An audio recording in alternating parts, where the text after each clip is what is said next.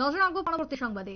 দুই নাবালিকার বিরুদ্ধে শ্লীলতাহানির ঘটনায় এবার অভিযুক্ত আসামির বিরুদ্ধে চূড়ান্ত রায় ঘোষণা করল আদালত। দুই নাবালিকার বিরুদ্ধে শ্লীলতাহানি ঘটনা বিশেষ করে ধর্মনগরে, সেখানে ঘটনা প্রসঙ্গে জানা যায় নাবালিকা কন্যাদের পরিবারের লোকের অনুপস্থিতির সুযোগকে কাজে লাগিয়েছিল অভিযুক্ত যুবক। অভিযুক্তের নাম ডেভিড এবং সেই জায়গায় দীর্ঘদিন ধরে 2023 সালের ঘটনা, দীর্ঘ 1 বছর ধরে মামলা চলে এবং অবশেষে সরকার পক্ষের আইনজীবী সুদর্শন শর্মা তিনি জানিয়েছেন অভিযুক্তকে ইতিমধ্যে সাজা ঘোষণা করা হয়েছে।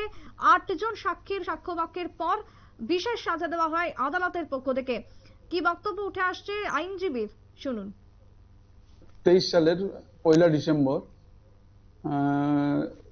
এই ঘটনার যে আসামি ডেভিড রিয়াং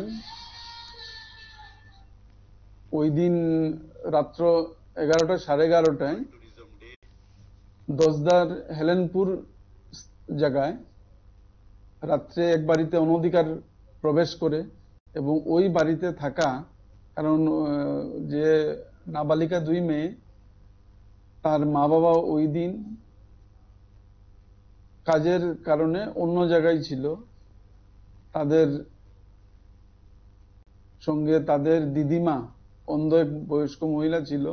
ওই সময় এই আসামি ডেভিড রিয়াং ওই ঘরে অনধিকার প্রবেশ করে এবং এই দুনো মেয়েকেই ওদের শালীনতাহানি করে এবং ওদের শরীরের বিভিন্ন স্থানে স্পর্শ করে, যার কারণে কাঞ্চনপুর থানায় একটা মামলা হয় যার নাম্বার 2023 KCPPS 00051, মানে কাঞ্চনপুর থানার 2023-এর 51 নম্বর কেস।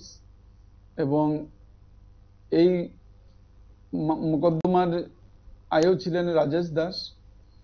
উনি 1 সপ্তাহের মধ্যেই, মামলা হওয়ার 1 সপ্তাহের মধ্যেই ধর্মনগর বিশেষ আদালতে চার্জশিট দাখিল করেন 6 তারিখ। এবং আপনারা শুনলেন আইনজীবীর বক্তব্য। ইতিমধ্যেই মামলায় অভিযুক্তের রায় ঘোষণা, সাজা ঘোষণা করা হয়েছে আদালতের পক্ষ থেকে।